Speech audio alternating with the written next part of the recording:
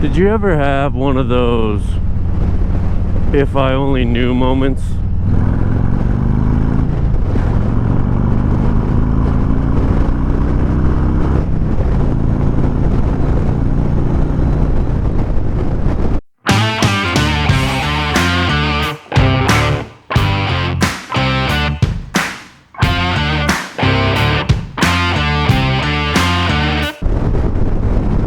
Because that's how I'm feeling right now. I bought a helmet and I bought a Senna, thinking, you know what, I can upgrade to this. I'm never gonna own one of those touring bikes and have to use the old one. I can grab the 50R. I don't need to pay the extra 10 bucks with the 50S, because I'm never gonna need a microphone adapter to plug directly into it. Hey, this center clasp on my helmet visor, it's not such a big deal. It's a little annoying, but I don't really need one that goes on the side. Yeah, that's the day I'm having,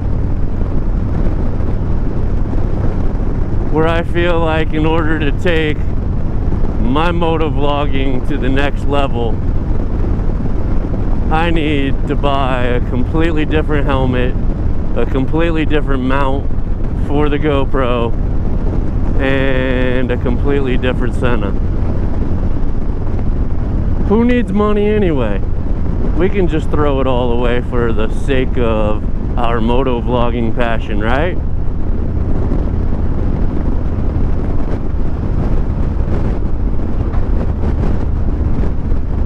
You know, there was a motovlogger a couple weeks ago, posted a video from South Dakota, and he was like, oh,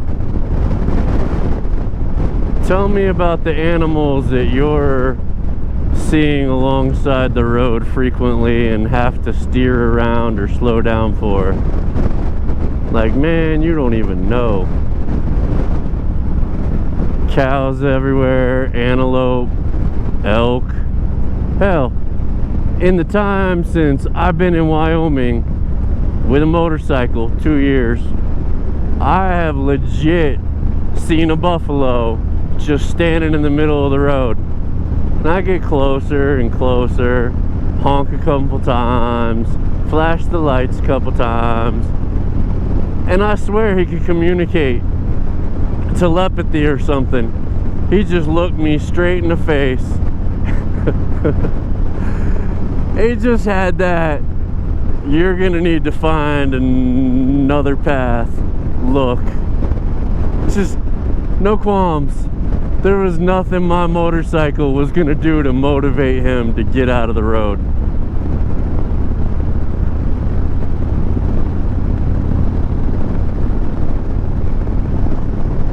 I just wanted to share my not so amazing day with everybody. I got voluntold to come in today. I was only in for 9.5 hours. And yeah, I'm kind of depressed after having just naturally said only 9.5. Because normally I'm here like 12 to 13. But I have one of those jobs where at its core, it's a good job, decent pay. I have all the experience to go into it. Nothing's really stressful. I don't get bothered much. I just do my job and get left the hell alone for 12.5 hours. Pretty good deal.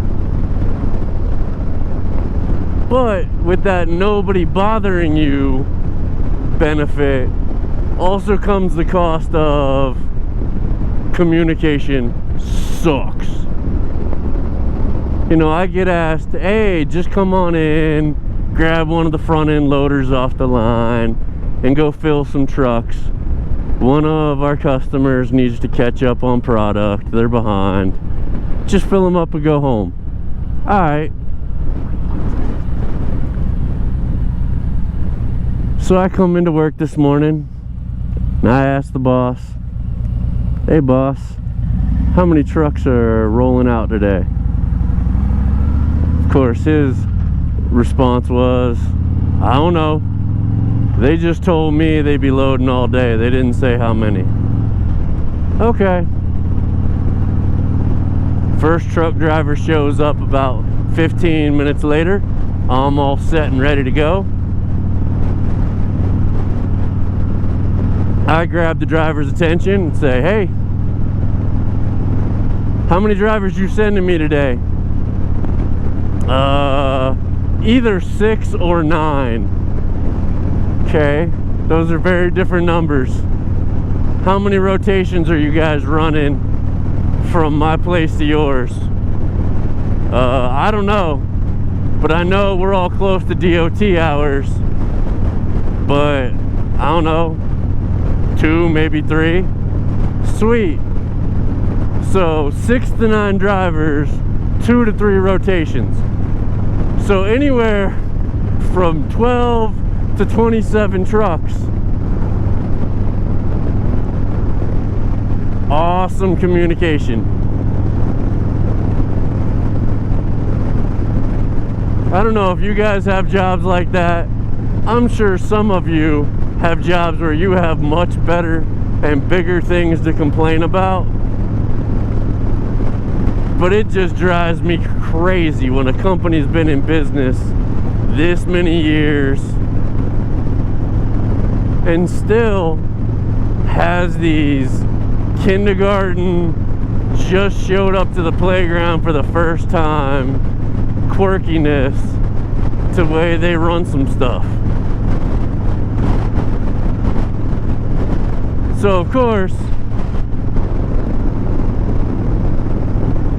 I take the bike because I knew this is the kind of day I was gonna have, and I knew that I was gonna need some immediate just forget about it all.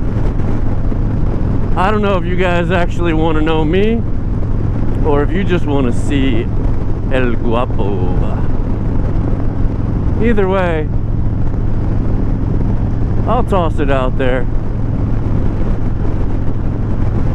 So I'm gonna run home, grab me a couple freshly baked Hot Pockets that Glitter Bomb went through all the trouble to toss in the microwave for me a second ago before I started recording. That's real love.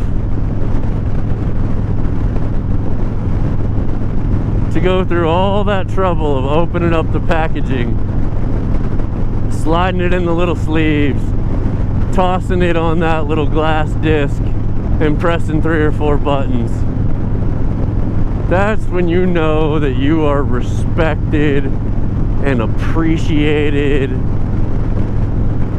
and that the woman of your dreams would just do anything for you, is to come home to a couple warm Hot Pockets.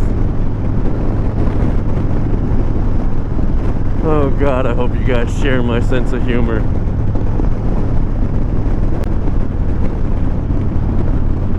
So yeah, back to the topic at hand with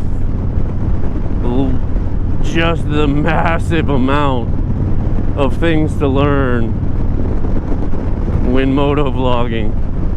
His helmet, GoPro mount, and Senna are just absolutely driving me crazy. So now, while I'm doing my weekend of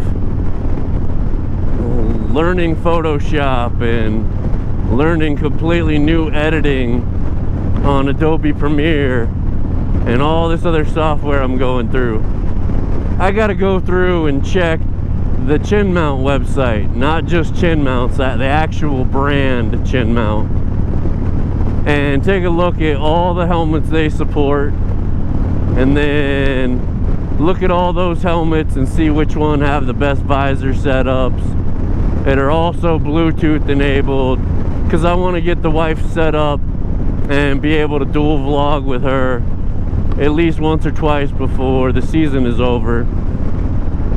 and get us all set up, hit it hard next season. Because it really teaches you when you're buying bike stuff,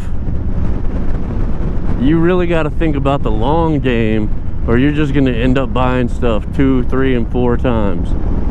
You know, this helmet's only like 3 years old. I could easily get a couple more years out of it,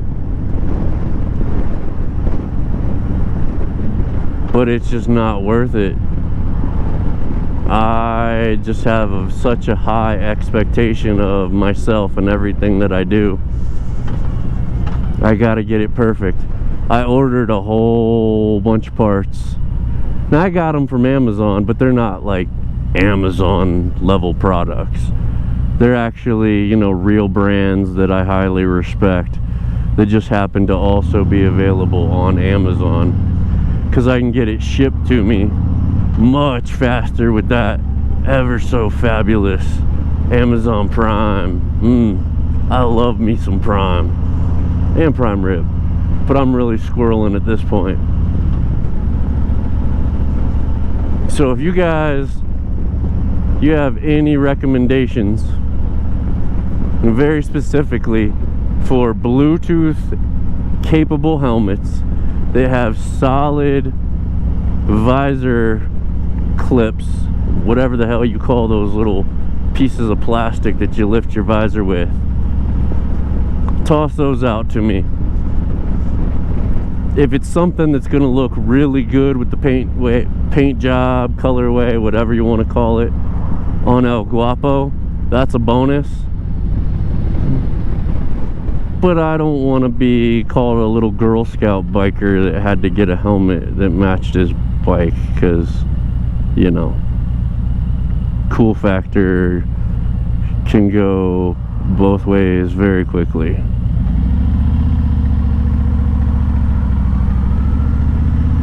Alright, I'm gonna head on over to the Habaku. Helmets.